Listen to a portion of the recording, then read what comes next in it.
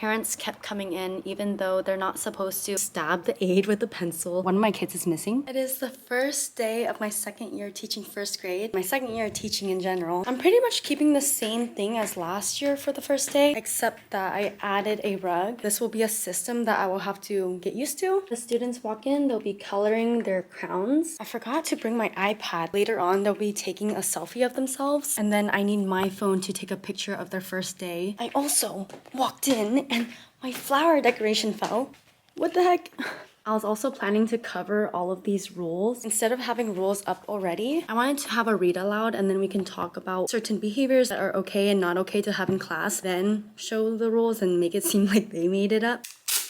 I'm just happy that it did not fall in the middle of class. I'm going to make a seating chart really quick while I talk about how I'm feeling for the first day. The difference between last year and this year is tremendous. I'm not that nervous this time around. What is making me a little nervous is that there's so many last minute things like the seating chart, the rules, the decoration that fell down, that is making me feel like, oh, maybe the day won't go as smoothly as I think it might be. This year I'm going to get an aide. That's going to be an interesting thing for me because I hate when people can just watch me all day. Looking back and seeing myself teach in some of these clips, I actually get really surprised about what I'm capable of. We do have 2 new first grade teachers. They've been pretty stressed about what to do and how to do everything. I still feel really new. Obviously, I'm going to show them the ropes of what I know, but there's still so much that I don't know yet. I should have looked at my lesson plan last night. I spent many days creating my plan for the first day, but not reviewing it the night before or the morning of kind of scaring me because there's some things that I added that I'm not used to. Even just the call responses that they'll have when we're modeling, having guided practice and independent practice. Last year, I was literally just saying like, look at the screen in 3, 2, 1. And I hated that, but I just couldn't think of any creative way to do it. This year, I'm doing a little bit of a water theme, ocean theme. When I'm modeling, I'm going to say clam hands and they have to like protect their pearl. Clam hands kind of sounds weird, but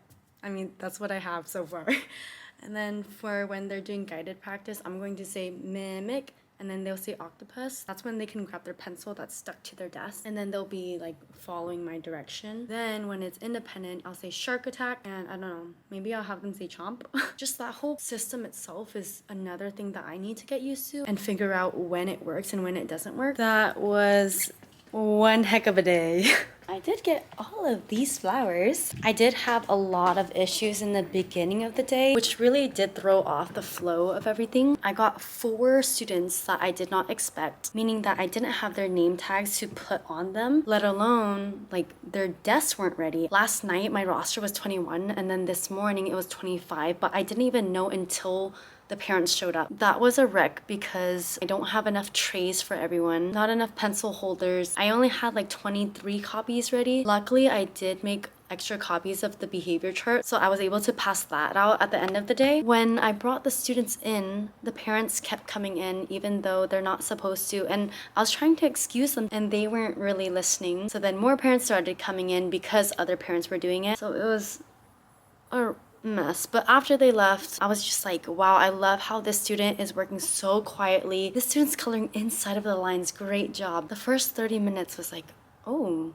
this could be a quiet class. But I really did think too soon. I brought them to the rug. The system I have right now, because the space is so small, I can't have them sit here yet.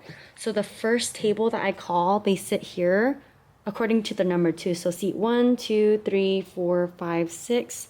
And then the next table I call, they'll be here. The last table I call fills in the empty spaces. Same thing as last year, I read our class is a family and then I give them their special number. That's the number that they are while they're lining up. I know it's going to take a while for them to remember their numbers because last year it did. So I understand that, but it's really hard. It feels like I'm herding sheep. Eventually, I let them go back to their desks to finish their first day crowns. They also had this welcome back packet, bunch of different activities to do once they're done. Some of them didn't realize that they have to open it to work on some of the stuff inside, and they got very, very chatty extremely quickly. I have a student who puts her feet up like this all day long, even though I tell her to put it down. A lot of them can't sit in their seats, especially like how they're all pushed back. Okay, I know these seats are uncomfortable. My room already is so small and they physically cannot have their seats back too far because I walk around a lot, and when they're like that, I can't. It was a lot of chatter and it was a lot of like touching things that they shouldn't have. I do have a lot of things on their desk, which is something that I could prevent maybe next year. I thought these would be a good idea to really make sure that they have their pencils in and not touching them at all. It was so hard to manage everyone. I'm pretty sure one of my kids peed himself too. The difference between last year and this year is black and white. Last year I got through 3 activities. It was the first day crowns, all about me flag, and the iPhone goals. Usually I have them write a goal and draw a picture, hang it up over here so that it's just displayed all year, but I couldn't get to that. I did get their selfies though, which is the good thing. We also couldn't get to our all about me too. This is the sample that I made yesterday. It's crazy to me because last year I got through all 3 activities, and this year I literally only got through the crowns. Their attention's hard to grab. Look how close the desks are because of this rug. Now I'm thinking I really do need the rug to pull them closer, because if I just have them sit at their desk all day, that would drive me crazy, that would drive them crazy. One of my students almost threw a chair, tried to stab the aide with a pencil, and then was kicking and punching the aide. Thankfully he did not touch me. A big thing that I had to do today was give choices. Like, the student got mad because they messed up on cutting the crown, and they crumbled it and then brought it to the picture and was like, I don't want to take the picture. And I said, you have a choice. Do you want the crown in the picture or do you want it out of the picture? I had plans set out for this whole week, kind of next week too, but now I really have to tweak it because the pace that we're moving, it's so slow. A big part of it is like new transitions. Like, I'm transitioning to the rug, we're going back. I have the modeling thing that I had to teach. I had to like teach how to use scissors. It's really like this cohort too of first graders now, because the kindergarten team was struggling last year too. I feel really bad for the new teachers because one of them, it's her first year teaching, and then her class seems to be maybe harder than mine. The long-term sub also has something that I'm going to keep in mind is fingers will not be pointed towards me if this year is not academically strong or if I'm consistently having behaviors in my class. I do feel a sense of wanting to like nail it down though. Like, if this year's going to be the year that tests me, I'm going to go head in and strong. Tomorrow I'm already planning to be a lot stricter. I tried not to use like my stern voice too much, but towards the end of the day when they were lining up, they were talking like crazy and like not even in line, and so I did have to use that voice, and they were like, I think these students are going to respond a lot better and make my year a lot smoother if I am like that, especially in the first 3 months. So this is going to be a very interesting year. Last year was a lot of letting myself learn and spending a lot of time to teach because I kind of had behaviors down. This year is going to be cracking down on behaviors. I just went into the office and the principal left every staff member a note. He popped in at one point and it was when I was having the students line up. In my eyes, it kind of looked bad because some of them were playing with stuff. He left everyone a note and said, great first day. Another sweet thing is like seeing my old students. They were so happy to see me. They just kept saying that they missed me over the summer. I still need to give them their summer gift that I forgot to give on the last day of school. It's so cute. One of the parents from last year just sent me a parent square message. She said, I hope you have a great and successful year. The student really loved you and she says hi to you. This is crazy. I'm so loved. I haven't even planned anything for tomorrow yet, but I'm going to start cutting these flowers and putting them in my vases. I'm so much more confident this year. Even though I had a very hard and unexpected day, my attitude towards the whole thing is so different. Like, before I was terrified, but now it's like, okay, I really got to work on being proactive rather than reactive. So I have to think 20 steps ahead of these kids. I still feel like my brain is winding down from today, so that's why I'm doing all of this. I need to get myself gardening scissors. Look how cute. And then I got this vase from the World Market. I'm being a lot stricter with how they are. Like, when they come in, they need to fold their hands and wait for directions. Later on, once we start learning, they'll be working on their fluency builder, but right now I need their focus. There's a certain way to sit. We've been going back and forth on the carpet. The system's working out so far. It's just that they need to realize that the first table I call goes on the first row instead of their table color. I'm behind on schedule again, but I'm not even tripping out about that because I'm still getting really good practice with the rug, sitting, paying attention. So far, I had them on the rug. I was supposed to do this little talk about how the brain works and how they need to look to form brain wrinkles. I was supposed to teach the ABC song, but then I ran out of time and we needed to do this walkthrough to the office, cafeteria, playground, and library. So when we came back, I read Be Kind. Then they had to go to recess, and when they come back, we'll do the rug transition again. We'll talk about how to be respectful. It's nice to know that this time around, I'm not stressed about following the schedule anymore. Like if I'm behind, I'm behind. There's a few behaviors, but my aide for today is doing such a great job. Last year, when my neighbor teacher was in first grade, she was able to get every student to share an idea and write it, but it takes so long to get 10 ideas, write it down, have them read it. During that time, I was really making sure that all of them were participating. They had to be looking at the words or else we would do it over and over and over. Obviously, they can't read yet, but they had to repeat after me and have their eyes up on the words because I was pointing to it. Later on, that's going to help a lot with when we are choral reading or when I have to read off of the how to do it steps. Having every single voice participate is one of the most important things to have inside of a classroom to make sure that they're learning. During that time, it felt so redundant to me, and I'm sure the aide was like, why is she making them read over and over? Again, my schedule's backed up, but something that I did do that's really, really important, I did an assessment on their writing. This is what I did last year too, but I had them write about their summer. I do not help them at all. No sentence frames this time. It's a really good assessment of what they're coming in with. I have a student who is doing this. There were some that were just writing one sentence, but then I told them to tell me more. I am so tired after today. Math time was a little shaky. I'm doing this thing when they come in after lunch. I'll read a chapter of the Magic Tree House just to cool them down. I used to do 5-minute head resets with just silence. After that, I assessed them on their numbers. They have to write 1 through 100. I had an issue with one of my kids not wanting to write his number after his name. He was refusing to write his number because that's not what they did in kindergarten. I had to pull out my smelly dots and start giving one to everyone with their name and number.